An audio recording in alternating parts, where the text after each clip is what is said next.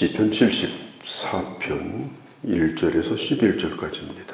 6.25 전쟁이 끝난 다음에 많은 노래도 나왔고 시도 나왔고 또 영화도 만들어졌습니다. 전쟁에 대한 이야기입니다. 전쟁의 참상을 보았던 사람들, 북한 탱크가 미아리고개를 넘어가지고 서울 시내로 순식간에 들어오고 인민군들이 무차별로 사람들을 잡아들이고 한강다리가 폭파되고 그런 가운데서 그 안에서 겪은 그 처참한 일들, 이런 걸 겪은 사람들은 수십 년이 아니라 죽을 때까지 그런 광경을 잊어버리지를 못합니다. 아무리 세월이 오래 지나도 엊그제 일로 느껴지는 것입니다. 이스라엘 백성들에게 있어서 가장 큰 충격이 뭐냐? 바벨론에 의해서 성전이 완전히 파괴되고 성전 안에 있는 거룩한 기구들 다 수레에 실려가지고 바벨론에 가져가서 창고에 다 쌓아둔 일, 그 일은 그 당시 그것을 경험했던 사람들뿐 아니라 대대로 이것은 이스라엘 사람들에게는 어마어마한 충격이었습니다. 오늘 시편 74편도 그런 일들을 배경으로 쓰여진 시입니다. 끊임없이 예배가 이루어집니다. 성가대가 끊임없이 하나님을 찬양합니다. 제사장은 제사장의 옷을 입고 하나님 앞에 예배가 이루어집니다. 하나님의 성전에는 늘 그 향기가 끊이지 않습니다. 그래서 그곳에 오는 사람들마다 하나님이 우리 예배를 받으시는구나. 이 시온 산 위에 있는 이 성전이 있기 때문에 하나님이 우리를 반드시 지켜주신다. 하나님 우리와 함께 하신다. 그런 생각을 가지고 이스라엘 백성들은 살았습니다. 언제든지 그곳에 가서 기도할 수 있다고 하는 것, 예배할 수 있다고 하는 것에 늘 감사하고 감격을 했습니다. 그런데 기가 막힌 일이 일어난 거예요. 어찌하여라는 말이 반복해서 나옵니다. 이해가 안 돼서 탐식을 하는 겁니다. 1절에 보면 하나님이 진노의 불을 뿜으시나이까? 하나님의 성전에서 이런 일이 일어날 거라고 하는 것을 이해가 안 되는 겁니다. 1절에 하나님이여 주께서 어찌하여 우리를 영원히 버리시나이까? 영원히 버리시나이까? 10절에도 영원히 능욕을 하리이까? 이게 끝날 것 같지 않은 거예요. 계속될 것 같은 거예요. 우리가 터널을 들어가면 아무리 터널이 길어도 그 터널이 끝날 거라고 생각하니까 두려워하지 않고 불을 켜고 부지런히 가지 않습니까? 그게 끝이 없다고 생각하면 그렇게 하겠습니까? 이 터널은 끝없는 터널이다. 그럼 거기를 어떻게 들어갑니까? 끝난다고 생각하니까 길어도 참고 가는 겁니다. 그런데 지금 이스라엘 백성들이 바벨론의 느부갓네살 왕에 의해서 3차에 걸쳐서 예루살렘이 공격을 받았는데 예루살렘이 경험했던 어마어마한 이 파괴, 특별히 성전이 이렇게 됐다. 하나님의 성전이 사라지면 자기들은 살아있지만 살아있는 게 아닌 거예요. 어디서 예배를 드려요? 어디 가서 하나님 앞에 기도해요? 어디 가서 하나님을 찬양합니까? 모든 것이 사라져버린 것입니다. 영원히 계속될 것 같고 하나님이 영원히 자기들을 버린 것 같은 이런 생각을 가지게 됩니다. 2절에 보면 옛적부터 얻으시고 속량하사, 이게 애굽에서 이스라엘 백성들을 건져내고 구원하신 일을 생각하는 겁니다. 하나님이 예전에 우리를 구원하지 않았습니까? 하나님께서 하나님의 백성들을 이제는 땅도 주시고 나라도 주시고 예배할 수 있는 성전도 주시지 않았습니까? 그런데 지금 하나님의 이 성전이 완전히 파멸되어 버렸습니다. 영구히 파멸된 곳, 3절. 영구히 파멸된 곳. 여기 보면은 주의 발을 옮겨 놓으소서. 주님이 여기를 떠나셨다면 다시 와주십시오. 그런 얘기예요. 주님이 우리를 버리셨다면 다시 이 성에 와주십시오. 다시 하나님의 성전에 찾아와 주십시오. 다시 회복할 수 있도록 도와주십시오. 고대 전쟁은, 예전에 일어났던 고대 전쟁은 전부 신들의 전쟁입니다. 우리 신과 상대방의 신이 싸우는 거예요. 신의 이름으로 싸웁니다. 그래서 전쟁에서 이기면 자기들이 믿는 신이 이긴 거예요. 전쟁에 이기면 무엇부터 없애버리느냐? 그들이 믿는 신전을 완전히 없애버리는 거예요. 목이라도 잘라버리는 거예요. 그래서 성한 일이 없습니다. 이 바벨론 신이 이겼다는 겁니다. 그래서 1차적으로 예루살렘이 함락당할 때 파괴된 것이 뭐냐면은 성전인 거예요. 4절에 보니까 깃발을 세워 표적을 삼았다. 이제는 우리가 이겼다. 그러면서 하나님의 이름을 모독하는 겁니다. 성전을 파괴하고 거기다가 자기 깃발을 세우고 그리고 하나님을 향해서 조롱하는 거예요. 그래서 오늘 시인이 묻고 있는 겁니다. 하나님, 다시 하나님이 이 성전에 발을 들여 놓으셔야 됩니다. 하나님이 다시 이걸 회복시켜야 됩니다. 5절 이후에 보면은 얼마나 바벨론이 하나님의 성전을 철저하게 파괴시켰는가.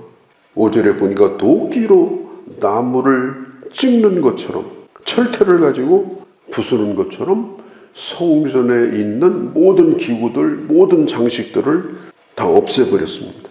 그리고 모든 불타는 것들은 가져다가 다 불질러서 태워버렸습니다.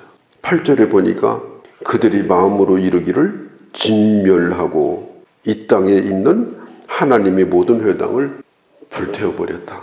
자, 성전이 없으니까 더 심각한 게 뭐예요? 하나님의 말씀을 전하는 사람이 없는 거예요. 선지자가 없어요. 오늘 성경에 나와 있지 않습니까? 선지자도 9절에 더 이상 보이지 않습니다. 말씀이 사라진 겁니다. 말씀을 전하는 사람이 없는 겁니다. 말씀을 들을 수가 없습니다. 지금 북한 땅의 상황이 그렇습니다. 북한은 선전용으로 세워놓은 교회가 있어요. 겉으로 볼 때는 교회입니다. 그런데 외국에서 손님이 오시든지 교회를 좀 보자 그러면 그 교인들이 다 당원이에요. 그 목사도 있어요. 가짜로. 그래서 같이 예배도 드리고 이렇게 합니다. 그런데 그건 교회가 아니에요. 그냥 전시용으로 만들어 놓은 겁니다. 60세 이전 사람들은 하나님이라는 말 자체를 들어본 적도 없고 예수라는 말을 들어본 적도 없는 나라가 바로 이게 북한입니다. 거기는 교회가 없는 땅입니다.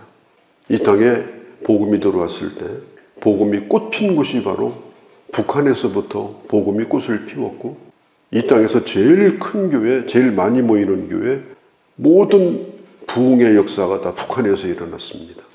교회가 다 사라져버렸어요. 이 북한의 상황을 보면서 예루살렘 성전이 파괴된 것과 똑같은 비통한 심정을 가지지 않을 수가 없어요. 왜 통일이 되어야 하는가?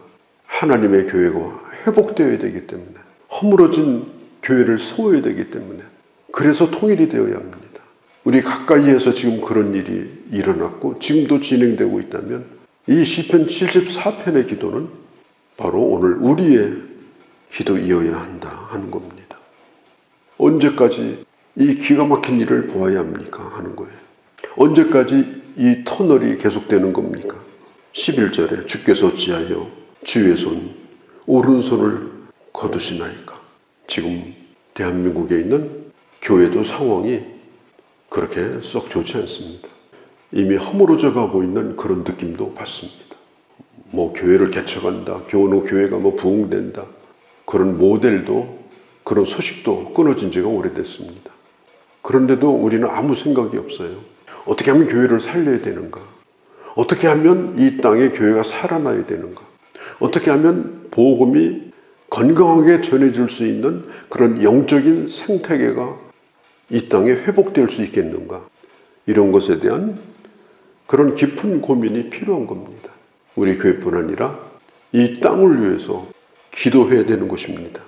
이 모든 원인은 바벨론의 왕이 책임 있는 것이 아니고 하나님의 백성들이 하나님을 떠났기 때문입니다. 원수는 저 북쪽에 있는 바벨론이 아니라 바로 우리 안에 있는 죄 때문입니다. 우리는 비관주의자들은 아닙니다. 그러나 막연한 낙관주의자가 돼서도 안 됩니다. 우리가 하나님과 바른 관계가 회복되어서 내 심령도 부흥되어지고 교회도 건강하게 부흥되어지고 이 땅에 허물어진 것들이 다시 세워져서 하나님의 복음이 다시 꽃피워지는 이런 놀라운 역사가 일어날 수 있도록 현실을 바로 바라보고 그리고 정말 하나님 앞에 이 땅을 위한 이 중보기도가 필요하고 또 우리 자신을 고치고 회복을 구하는 이런 때가 되지 않았는가 말씀을 깊이 묵상하면서 우리 하나님 앞에 기도하는 그런 시간이 되어지기를 바랍니다. 거룩하신 우리 아버지, 아무리 세월이 오래 지나도 잊을 수 없는 끔찍한 사건이 있었습니다. 그것이 바로 하나님의 성전이 지상에서 사라지는 일이었습니다. 멀지 않은 저 북녘 땅에도 그런 일이 일어났고 그리고 복음은 잠잠하게 땅속에 묻혀버리고 말았습니다. 하나님을 기억하는 자들이 이제는 점점 지상에서 사라지고 하나님이 없는 이방 나라가 되어버렸습니다. 우리가 살고 있는 대한민국도 복음을 전하기가 힘들어지고 사람들의 마음은 성벽처럼 높고 저들의 심령은 닫혀지고 그래서 하나님의 교회 부흥과 하나님의 나라의 확장이 어려워지는 때를 겪고 있습니다. 현실을 바라보며 회개하며 그리고 하나님 나라의 부흥과 확장을 꿈꾸며 간절한 마음으로 하나님 나라를 사랑하고 교회를 사랑하고 기도하며 하나님의 지혜를 구하며 이 일을 위하여 힘을 쓰는 아버지 이 일이 다시 시작되기를 원합니다. 터널은 반드시 끝이 있음을 믿고 절망하지 않게 하시고 아버지 하나님께서 함께 하심으로 반드시 빛을 보며 반드시 회복되어지며 반드시 말씀이 다시 힘을 얻어서 이 땅의 생명을 살리는 역사가 아버지 일어나기를 기도하고 또 기대하는 저희가 되게 하여 주옵소서.